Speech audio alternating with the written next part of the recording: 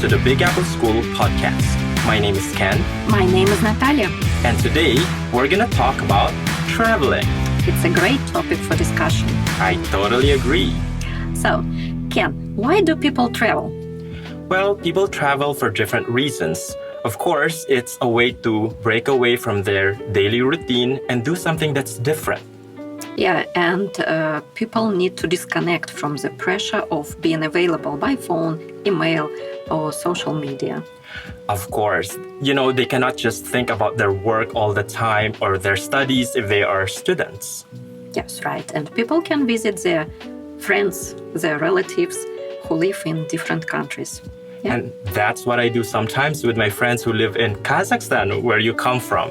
So whenever I go there, I always make sure that, I meet my friends who I, spent some time with when I was there for nearly 5 years. Yeah, right. And also traveling is more educational than school or universities. Yeah. You can't read in books about different things which you can see in these countries. You can read all you want, all the information, but it's still a different thing to actually experience it for yourself. For example, if you want to go to the UK, and then you can, of course, research a lot of things about the country, but it's still different when you yourself get to go to the country itself and experience the culture. Yes, right. And it will stay with you for longer time. Yeah, and it will serve as a good memory. Yes, right. And also, traveling is a good way to find better weather. Yes, oh my God, especially here in Russia, in Siberia, where winter is much longer. I'm sure that, in winter time, a lot of people would like to go to warmer countries, especially in Southeast Asia, Vietnam, Thailand, because they want to escape from this bitter cold winter. Yes, right. Okay, and do you have to be rich to travel the world? You know what? I don't think that traveling is limited to rich people only. Especially nowadays, there are many ways by which you can travel, but you don't have to spend a lot of money. One of them, and I'm sure our listeners here are familiar with it, we have a program called couch surfing. Yes, I've heard about it. So basically, the idea here is that you stay at someone's flat or house for free, but you will be provided with a room or maybe just a couch in the living room. And it's, of course, absolutely free. Yeah. Or you can also avail of what we call Work Away. It's actually a program that I registered in when I stayed in Thailand for 30 days or 1 month. Mm-hmm. And I thought to myself at the time, it's so expensive to stay in a hotel or hostel for a whole month. So I registered and subscribed to, this particular website. And what I did was I worked as a volunteer in one hostel where I worked for, 5 days a week, but only half a day. So what was my job? I welcomed guests to the hostel and I did some cleaning work, but not bad because let me tell you, it was one of the most memorable experiences I've ever had abroad because, staying in a hostel, you get to meet people from all over the world. I still remember meeting people from Spain, from Japan, from Brazil, and of course, my friends from Poland. So you had a good opportunity. Yes. And the good thing about it is that, in exchange for that quote-unquote volunteer work, they provide free bed and breakfast. Great. What other tips can you share with them regarding, traveling without having to spend a lot or maybe... You can use... transport, which doesn't cost a lot. Yeah. Right. Or also, you can walk a lot, and don't use any transport at all. Yeah. Or before your trip, as mentioned earlier, you can also have part-time jobs. Yes, right. In preparation for your for your trip, so that you have enough money once you begin your trip. Yeah, right. What problems can people come across when traveling? That's an interesting question because I've traveled to several countries, and well, one of the problems I often have is with taxi drivers. Unfortunately, and by the way, I'm not saying that all taxi drivers are, dishonest, but at least in my experience, some of them, they try to trick you by driving you to a different route so that to get more money from you. Exactly. And sometimes it shocks me when I look at the taxi meter and it's like, oh my God, this is too much. And then sometimes I would ask the driver, are we in the right route? And they would just brush it off and say, no, this is another one. But yes. It's like, taxi drivers. Not all of them. So just to be clear with that. Yeah. What about the problem that you can get lost? Well, I've had some experience of getting lost because I'm not so good at using, navigation apps. But I wonder, have you ever got lost traveling somewhere or abroad? No. I used offline map. And it was okay. I guess, because you're an organized traveler, you plan ahead of time. Unlike me, I just have a rough idea of what I want to do, but I don't really write it down, or I'm not very systematic with everything. No, I plan my journey very carefully. Now, what other problems do you think people might have when they travel? If you travel to another country and you can't speak their language. Oh my God, language barrier. Yes, right. Before I share with you my experience, have you ever had any problems with the language, local language, in any of the places you've been to? No. I have been to Germany and the Czech Republic, and I spoke English there. What about the local people? I mean, how's their English level? They speak English, so it was okay. Lucky you. Yeah. You should go to countries where English is hardly spoken, and then let's test your ability how to work out, language barrier. So yeah.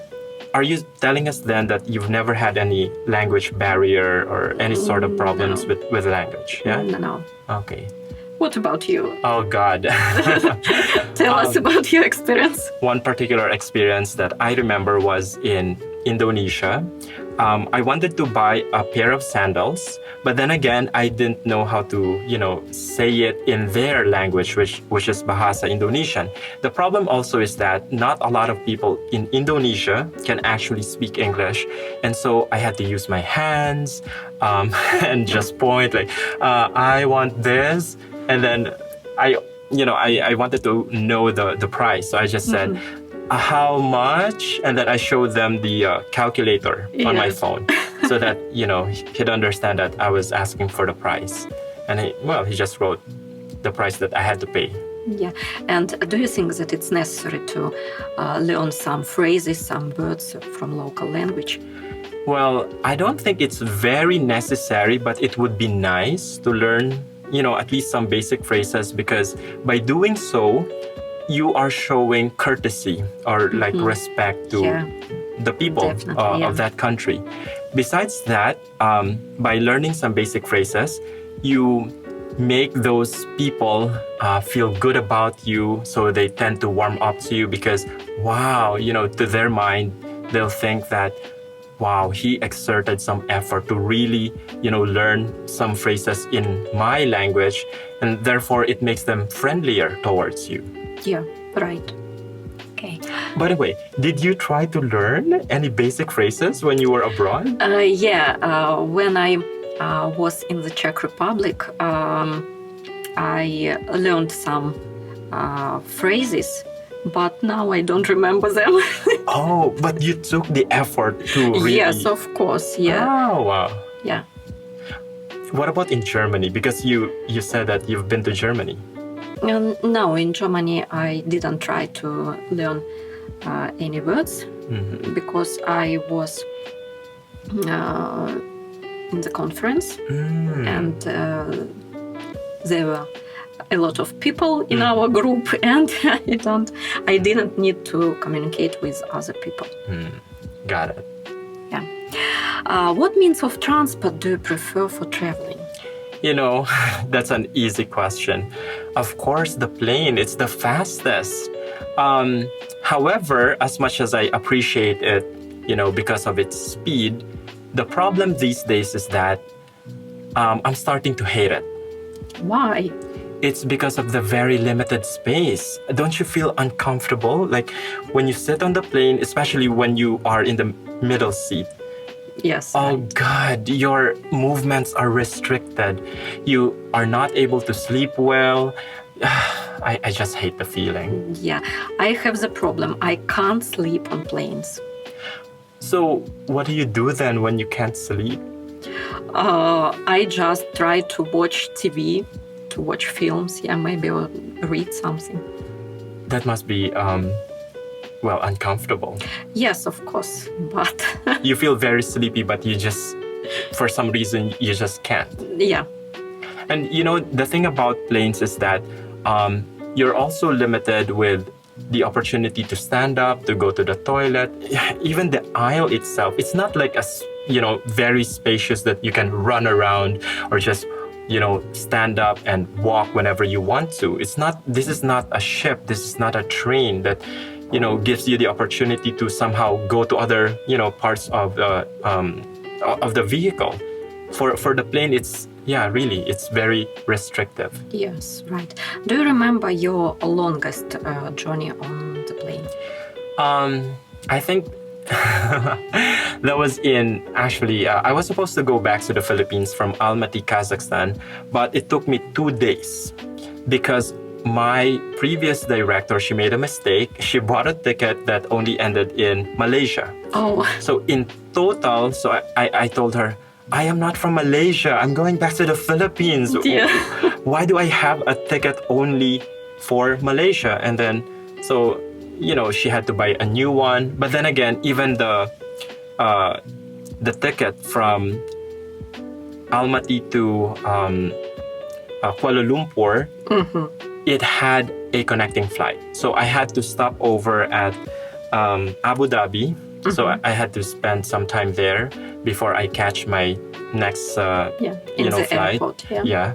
And then, in total, including the waiting time for the connecting flights, 2 days. Yeah. I was so mad, to be honest with you. I was just so mad. Imagine not sleeping for 2 days. Yeah. That is, God. It's very it was tiring. Yeah. Yeah, right. Okay, and how do you feel when the plane is taking off and landing? I used to be very scared when I was young because as a kid, I used to be afraid of heights. So, and whenever we flew, I wouldn't want to sit next to the window because I didn't want to see, going up, and then I would understand how far we are from land. So it always scared me. But nowadays, little by little, I've been trying to overcome this fear. And so now I try to get a seat next to the window, or of course, window seat, and just hold on to my seat tightly as I watch out of the window and telling myself, it's okay. The plane is not going to crash. Everything's going to be all right.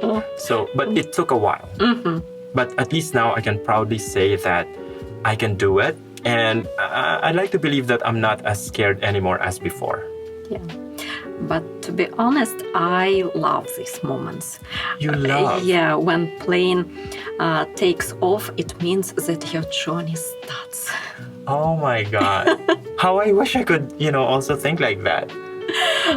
So it's the way to calm down, yeah? Right. And it helps. So try to think the same way. So in other words, you're telling us you've never been scared of flying, taking off or landing. No.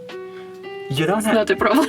You're not as pessimistic as I am because, the funny thing is, as much as I am scared of, landing and taking off, but I've been watching a lot of air crash documentaries.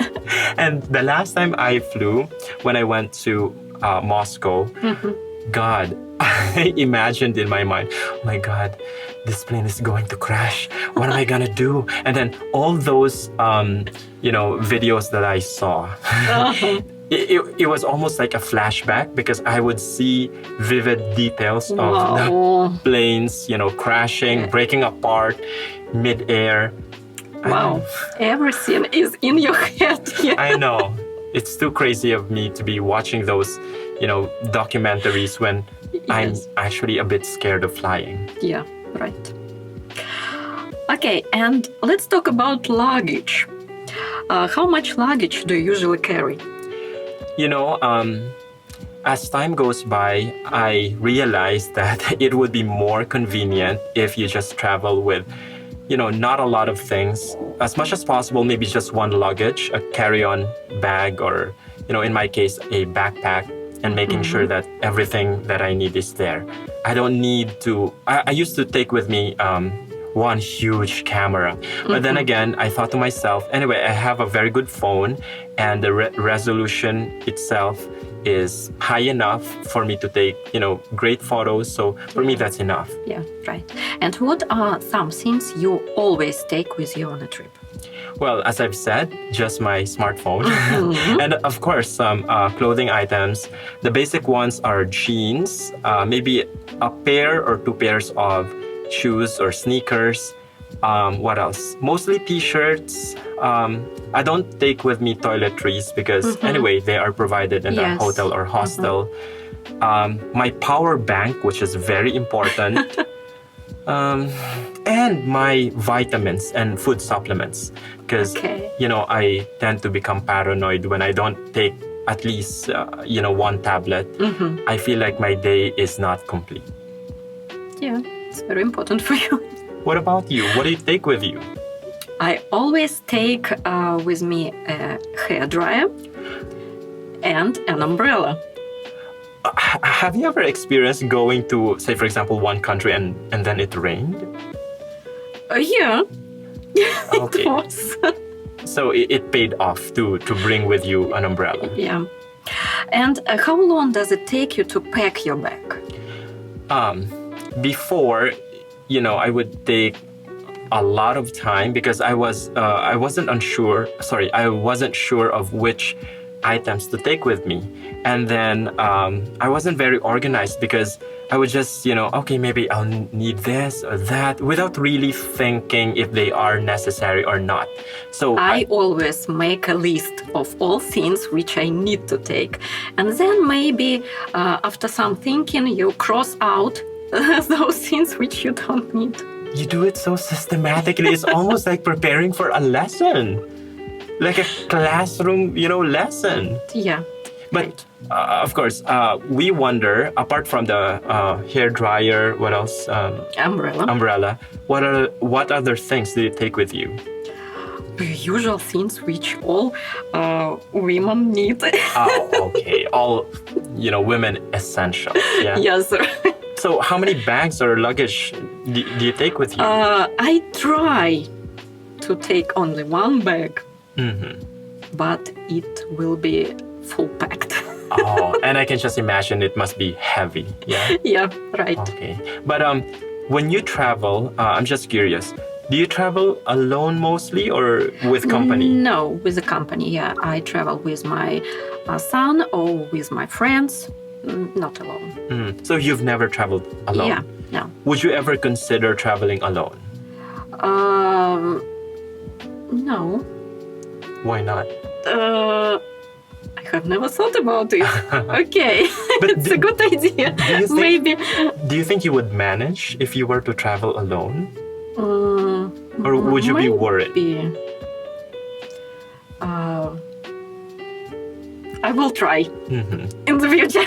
Yeah, I hope so. Because, at least once, just for experience, just to see how or what it feels like to travel by yourself. Yeah, okay. Right. Thank you.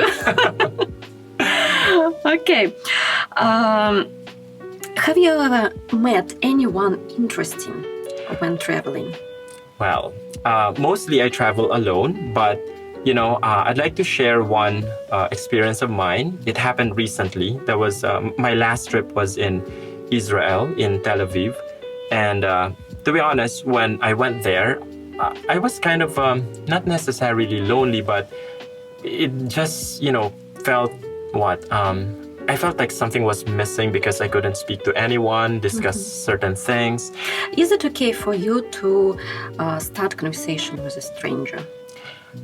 Well, I'm not a very shy person. I can easily start a conversation, which I did. Speaking of which, when I was there in Israel, I met this guy because at first I wanted to know the name of the river. So I approached one man because I thought he was a local. And then he told me, no, I'm also a foreigner. I'm a tourist.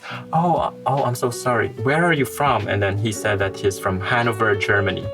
And the interesting thing is that from then on, we traveled together. And I was so thankful because finally I had a photographer. I didn't have to ask strangers in the street to take my photo. And I had somebody to talk with. Yes, great. And do you keep in touch? To this day, I am happy to say that we still, keep in touch. In fact, almost every day on WhatsApp. And he wants to come here to Russia, really? By the way. Yeah, I always refer to Russia as Mother Russia. And it's so funny because every time he talks about Russia, he always tells me, oh, Ken, I want to visit you. I want to visit Mother Russia in December. Great. So you see, I've also promoted Russia, and now he's keen on coming here. Yeah, and I hope he'll be able to. Yeah, great. Wait. I want to ask you too. What about you? Is it easy for you to talk to strangers? For example, when you travel. Actually, I usually don't talk to strangers. But if it is necessary, I can. Okay. All right.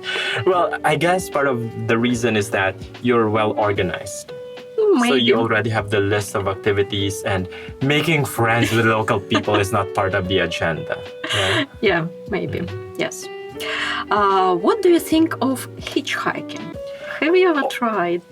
Oh my God. Hitchhiking for me is... Okay, I do understand why people do that because they don't have any car, for example, so they don't have a means to travel. As much as I understand that, but hitchhiking, especially if we talk about, some Western countries, surprisingly... In Russia, it's not very popular, yeah? Surprisingly, for example, in the US or Canada, because I've been watching a lot of documentaries, people have been killed.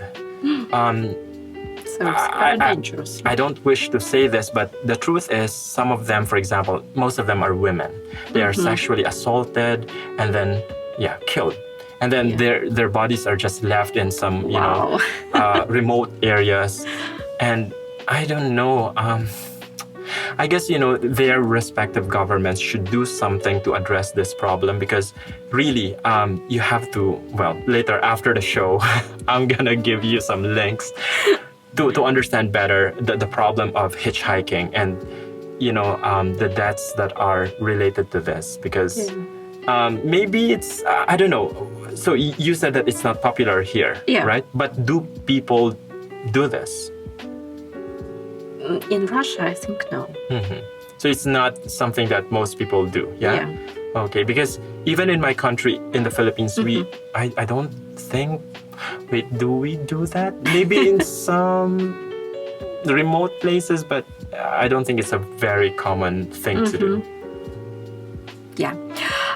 Do you know any good apps for travel? I only know some apps to get a taxi, Grab, or what else? Yandex Taxi here in Russia, or Uber. Oh, I know one. It's is that TripAdvisor? No. I mean, okay. I just the thing is, I hardly use apps. I just, believe in my instincts. Like, okay, I'm gonna go to this place, to that place, and just ask people around. Yeah. Do you know any apps that will help travelers? No. Okay. Okay, so we're useless. Let's move on to the next one. Yeah. Okay. Sorry, guys. No, nothing to, To recommend you. Yeah, exactly. So, how many countries have you visited? Not a lot. In total, at the moment, I have been to 7 countries. Most of them are in Southeast Asia, so neighbors of the Philippines, such as Vietnam, Thailand, Indonesia. Vietnam, Thailand, Indonesia. What else? What's the other country? Okay, I forgot the other one. And then Kazakhstan. And then I've been to Kazakhstan, in, of course, Central Asia, here in Russia, and then the last one was in Israel. Mm-hmm. What about you? I have been only to Germany and the Czech Republic and Russia, because I'm from Kazakhstan. Right. And that's all. And I have never been to Asian countries. Mm-hmm. And it was my dream. And I have planned to visit Turkey in May. But... Well, because of the coronavirus, yes, unfortunately. Right. Yeah. Maybe in the future. Yeah. Now, speaking of Asian countries, so if you were to travel there, which countries would you be interested to visit? I think Turkey. Mm-hmm. Okay. What about somewhere in the East?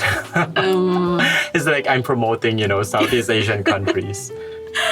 Okay, I don't know. Mm-hmm. Not Thailand, Philippines maybe, but I don't know. But it's... a lot of people love Thailand. Exactly. They told different stories. Right. That it's a very beautiful country and for relaxing.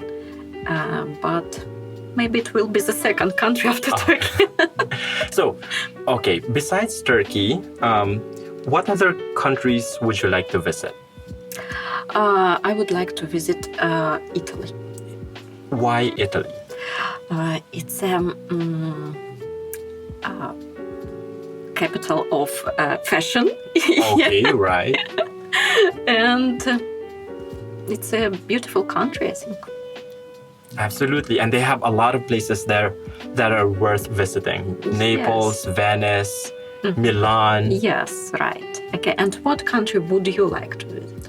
Well, I'm also looking forward to going to Europe, specifically in Western Europe, namely France, Germany, Spain, and what else?